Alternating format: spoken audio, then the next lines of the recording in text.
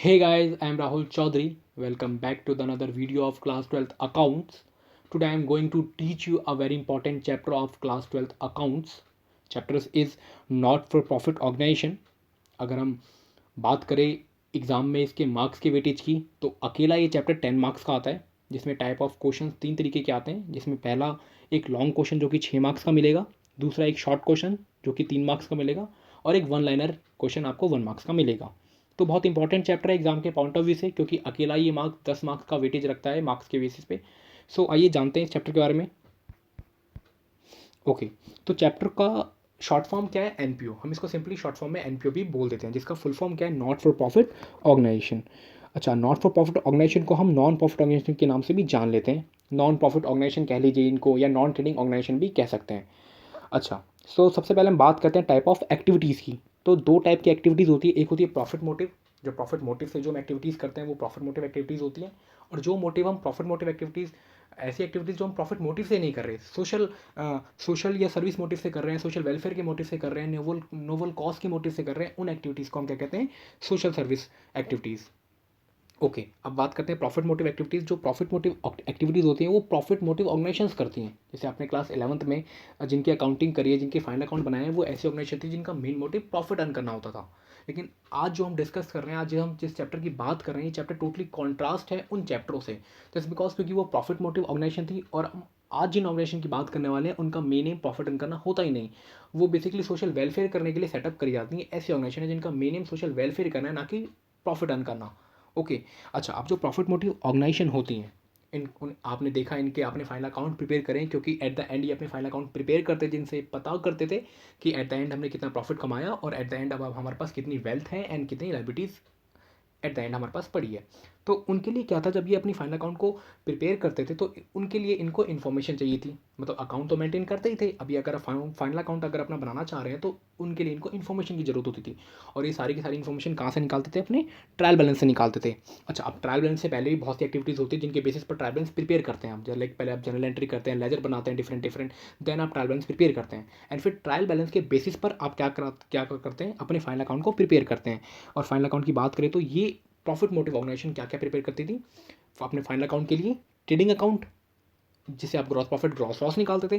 Profit and loss account, जिसे आप net profit net loss निकालते थे।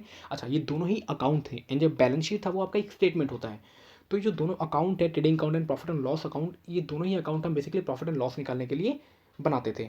और बैलेंस शीट अपने एट द एंड अपनी वेल्थ पता करने के, लाइबिलिटीज़ पता करने के लिए बनाते थे। तो ये जो था, ये तो प्रॉफिट मोटिव ऑर्गेनाइजेशन करती थी, जो अपने फाइनल अकाउंट को इन तीनों अकाउंट को बना करके कंप्लीट करती थी। लेकिन हम बात कर रहे हैं बिल्कुल इसके कॉन्ट्रास्ट, ऐसी ऑर्गेनाइजेशन जो जिनका मेन मोटिव प्रॉफिट अर्न करना है ही नहीं, ये तो नॉट फॉर प्रॉफिट ऑर्गेनाइजेशन है।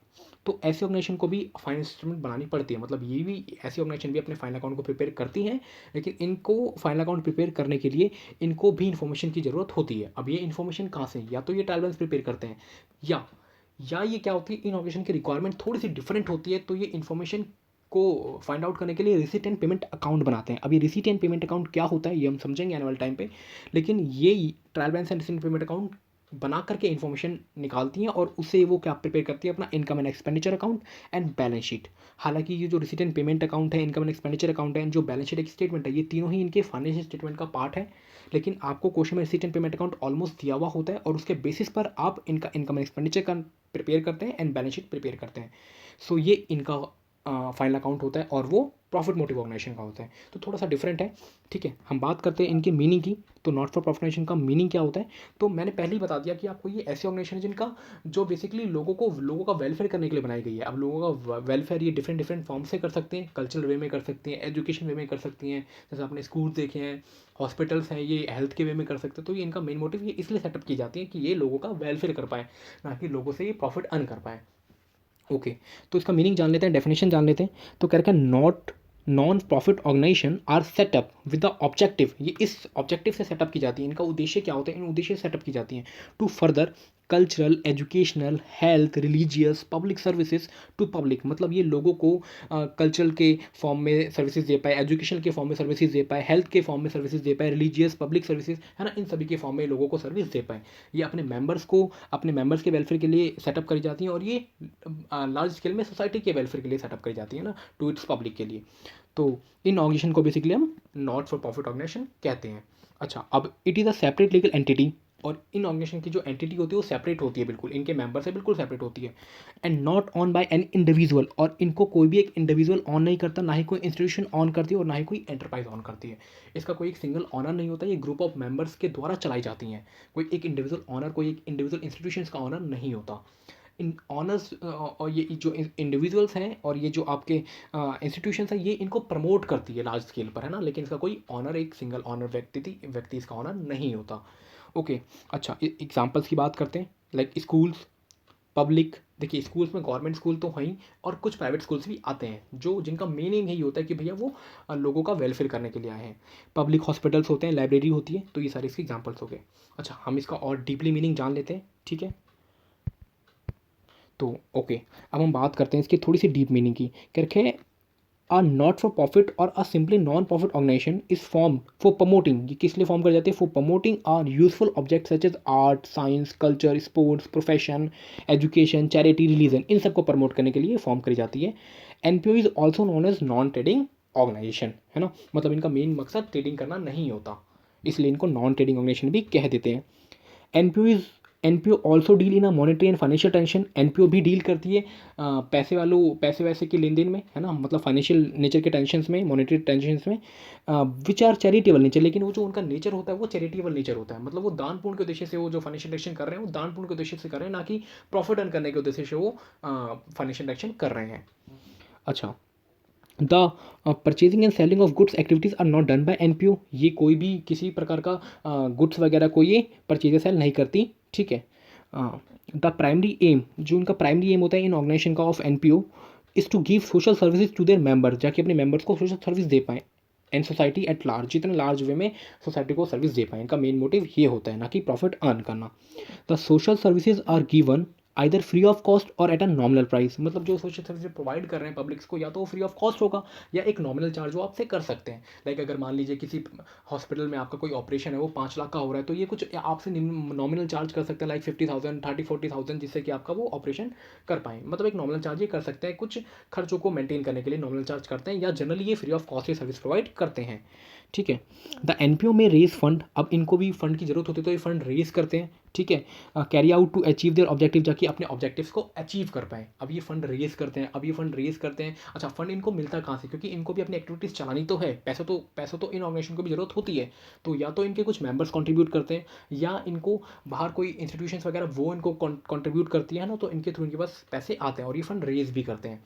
अच्छा, अब पैसे किन किन वे में आ सकते हैं, डोनेशन के वे में आ सकते हैं, मतलब डोनेशन मतलब दानवान जो लोग करते हैं उनके वे में इनके पास पैसे आ सकते हैं, ठीक है। सब्सक्रिप्शन के फॉर्म में इनके पास पैसे आ सकते हैं, हम समझेंगे इन सबका मीनिंग, ठीक है। मेंबरशिप फी के, मतलब अगर कोई मेंबर इन ऑर्गेनाइजेशन का बनना चाहता है तो वो एक अपनी मेंबरशिप फी पे करता है, तो उनके वे में इनके पास पैसे आते हैं, और भी बहुत सारे तरीके हैं जिनके थ्रू ये पैसे कलेक्ट करते हैं, जानेंगे हम आने वाले टाइम पे इनको धीरे धीरे। अच्छा, टाइप्स और फॉर्म्स, अभी किन किन टाइप्स और किन किन फॉर्म्स में अवेलेबल है, या किस किस तरीके से किस किस फॉर्म में पाई जाती हैं। सबसे पहला है एजुकेशन इंस्टीट्यूशंस, आपने देखा है स्कूल्स हो गए, कॉलेजेस हो गए, यूनिवर्सिटीज़ हो गई, ये इन फॉर्म में भी पाई जाती हैं, ठीक है। प्रोफेशनल इंस्टीट्यूशंस और एसोसिएशन के फॉर्म में भी पाई जाती हैं, चैरिटेबल इंस्टीट्यूशंस के फॉर्म में भी पाई जाती हैं, लाइक डिस्पेंसरीज हो गई, हॉस्पिटल्स हो गए, तो ये इन इंस्टीट्यूशंस के, चैरिटेबल इंस्टीट्यूशंस के फॉर्म में भी पाई जाती हैं। एंड वेलफेयर एसोसिएशंस है ना, जो वेलफेयर एसोसिएशन होते हैं उनके फॉर्म में भी ये पाई जाती है, लाइक जैसे RWA हो गया आपका, है ना, रेजिडेंट वेलफेयर एसोसिएशन, तो इन तरीके से इन फॉर्म में आपको देखने को मिल सकती है ऑर्गेनाइजेशन, है ना। और आपने देखा होगा इन ऑर्गेनाइजेशन की जो वेबसाइट्स वगैरह होती है ना, वहाँ पे वो .com यूज़ नहीं करते, वो ऑर्गेनाइजेशन यूज़ करते हैं, ORG या .edu यूज़ कर लेते हैं ना, तो ये इनकी पहचान है, ये आप आइडेंटिफाई कर सकते हैं कि हाँ ये नॉट फॉर प्रॉफिट ऑर्गेनाइजेशन है। अब हम इसके कुछ करेक्टरिस्टिक्स की बात कर लेते हैं, कुछ विशेषताओं की बात कर लेते हैं, है ना। अच्छा, सबसे पहली जो इसकी करेक्टरिस्टिक्स है वो क्या है, the main aim of NPO, जो मेन एम है एनपीओ का, is to give different kind of services, वो different kind of services provide करना चाहते हैं, ठीक है। सच एज एजुकेशन के वे में हो गया, हेल्थ के वे में हो गया, या स्पोर्ट्स, एंटरटेनमेंट, इन सब के वे में, है ना, टू इट्स मेंबर, अपने मेंबर्स को और अपनी सोसाइटी को एज अ होल, ठीक है। क्या रखा है फिर, एनपीओ गिव्स दीज सर्विसेज इधर फ्री ऑफ कॉस्ट और नॉमिनल चार्ज, जैसे कि मैंने आपको बता ही दिया। NPO have no profit motive, इनका कोई भी प्रॉफिट मोटिव नहीं होता, ये जितनी इनकी इंटेंशन बहुत क्लियर होती है कि भैया सोशल वेलफेयर के पॉइंट ऑफ व्यू से एक्टिविटीज़ कर रहे हैं, ना कि प्रॉफिट अर्न करने के मोटिव से एक्टिविटी कर रहे हैं। Normally the NPO do not, अब हम थर्ड पॉइंट की बात करें, normally the NPO do not undertake business और trading such as purchase and sale, ये कोई भी ऐसी एक्टिविटीज़ नहीं करते, trading activities like purchase and sale वगैरह के गुड्स की, ठीक है। फोर्थ पॉइंट की बात करते हैं, the transaction are mainly cash transaction, इनकी जो ट्रांजेक्शन होती है इनकी मेनली कैश ट्रांजेक्शन होती हैं, ठीक है। फिफ्थ पॉइंट की बात करते हैं, as they do not undertake trading activities, ये कोई भी ट्रेडिंग एक्टिविटीज़ नहीं करते हैं ना, that's why they do not prepare trading and profit and loss account. Six point की बात करते हैं, N P O are organise as charitable trust, है ना, जो एन पी ओ है वो ऑर्गेनाइज करी जाती है एज अ चैरिटेबल ट्रस्ट के तौर पर, ठीक है। और मैंने बताया ही जैसे कि आपको, and charitable societies and subscribers to such organisation are called members and not owners, ठीक है। The N P O obtain their funds income in the form, जो एन पी ओ है वो फंड या उनके पास जो पैसे आते हैं वो किस फॉर्म में आते हैं, तो कैश सब्सक्रिप्शन के फॉर्म में आते हैं, ठीक है, फ्रॉम देयर मेंबर्स से, डोनेशन के फॉर्म में आ सकते हैं, लेगेसीज वसीयत वगैरह होती है, जो कोई मरने वाला व्यक्ति होता है वो अपनी इच्छा के अनुसार से जो भी ऑर्गेनाइजेशन को डोनेट करके जाता है उसको लेगेसीज वगैरह कह देते हैं, ठीक है। ग्रांट फ्रॉम गवर्नमेंट से भी हेल्प मिलती है ऑर्गेनाइजेशन को, ठीक है। इनकम फ्रॉम इन्वेस्टमेंट्स, और वो कुछ पैसा अपने इन्वेस्ट करते हैं तो वहाँ से भी, जैसे कि कोई ऑर्गेनाइजेशन है, ऐसी ऑर्गेनाइजेशन जिनका मेन मोटिव प्रॉफिट उनका नहीं है, तो उन्होंने कुछ पैसे किसी कंपनी के शेयर्स में या कहीं इन्वेस्ट कर रखे, तो वहाँ से जो इंटरेस्ट या जो डिविडेंड कलेक्ट हो रहा है वो भी इनका सोर्स ऑफ इनकम माना जाता है।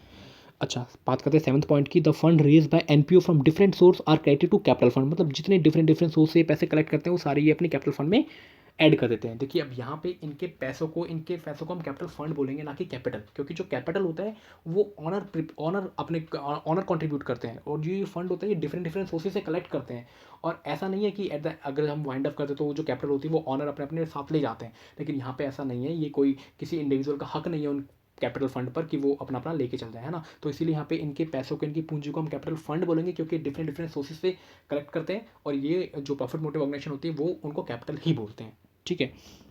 अच्छा, फिर नाइन्थ पॉइंट की बात करते हैं, the affairs of NPO are manage by managing, the affairs of NPO are manage by a managing और executive committee elected by their members. अच्छा, अब इनको मैनेज करने के लिए, क्योंकि इतनी बड़ी ऑर्गेनाइजेशन है, कोई अकेला व्यक्ति तो मैनेज करेगा नहीं, तो ग्रुप ऑफ पर्सन्स इनको मैनेज करते हैं। तो और ये पर्सन्स जो मेंबर्स होते हैं इनको मैनेजिंग कमेटी के द्वारा मैनेजिंग कमेटी बनाई जाती है, जो कि इनके मेंबर्स के द्वारा ही सिलेक्ट किए जाते हैं, ठीक है।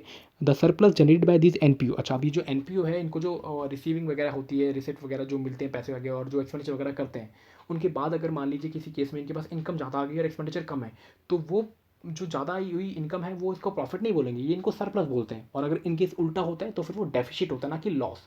तो यहाँ पे प्रॉफिट एंड लॉस नहीं कैलकुलेट करते हैं, यहाँ पे सरप्लस एंड डेफिसिट कैलकुलेट करते हैं ना। तो उसके बाद हम बात कर लेते हैं, ठीक है। तो ऑलमोस्ट ये आपके इतने ही पॉइंट्स हैं, ठीक है। बाकी आप एक आध रीड कर लेना, ठीक है। तो ये बेसिकली है। बाकी अब हम ये एक क्वेश्चन आपके माइंड में आ सकता है कि इनको अकाउंट मेंटेन करने की क्या ज़रूरत है ना, क्योंकि जब इनका मेन मोटिव प्रॉफिट करना है ही नहीं तो इनको अकाउंट मेंटेन करने की ज़रूरत क्या है। तो देखिए मैं थोड़ी सी आपको इसमें बातें बता देता हूँ। देखिए, NPOs collect considerable amount of money by way of subscription from their members and donation from the public at large. जो एनपीओ होती है वो कंसिडरेबल अमाउंट ऑफ मनी क्या करते हैं, सब्सक्रिप्शन के वे में या अपने मेंबर से या डोनेशन या पब्लिक से लार्ज लेवल पर ये डोनेशन कलेक्ट करती है। तो होता क्या है, it becomes necessary to maintain, है ना, बहुत जरूरी हो जाता है मेंटेन करना proper books of account to exercise control over these large fund, कि वो अपना कंट्रोल दिखा पाए उस लार्ज फंड पर, क्योंकि डिफरेंट डिफरेंट सोर्सेज से फंड आ रहे हैं तो उनके ऊपर इनको कंट्रोल दिखाना पड़ता है। तो उन कंट्रोल को मैनेज करने के लिए, उन कंट्रोल या उन फंड्स को मैनेज करने के लिए, मेंटेन करने के लिए अपने proper books of account prepare करते हैं, है ना, for the sake of public faith and confidence and to meet statutory requirement, ठीक है। लीगली भी इनको मेंटेन करना होता है, ठीक है। और या कुछ हम और भी ऑब्जेक्टिव्स की बात करें, या एक ऑब्जेक्टिव ये भी हो सकता है क्या, miss appropriation of fund is avoided, वो जो मिस अप्रोप्रिएशन ऑफ फंड है वो अवॉइड करना चाहते हैं, इसलिए भी अकाउंटेंट प्रिपेयर करते हैं ये। या income and expenditure for a particular accounting period can be easily ascertain, है ना, ताकि वो इनकम एंड एक्सपेंडिचर जो है वो एक पर्टिकुलर अकाउंटिंग पीरियड के लिए इजिली असरटेन कर ले। या हम एक और पॉइंट बोल सकते हैं इसमें क्या, कि financial position at the end of this accounting period is also non, कि वो अपनी फाइनेंशियल पोजीशन भी जान पाए at the end of accounting period, है ना। तो इन मोटिव से बेसिकली ये जो एनजीओज हैं, ये जो ऑर्गेनाइजेशन है, ये क्या करती हैं, मेंटेन करती हैं अपने अकाउंट्स को। बाकी ये कौन कौन से फाइनल अकाउंट मेंटेन करते हैं ये हम इनकी नेक्स्ट वीडियो में देखेंगे, ठीक है। तो आई होप कि आपको ये एनपीओ का मतलब समझ में आया होगा। बाकी अगर किसी भी चीज़ का मतलब अगर आपको समझ में नहीं आया तो आप कमेंट बॉक्स में कमेंट करके ज़रूर बताएं। Thank you.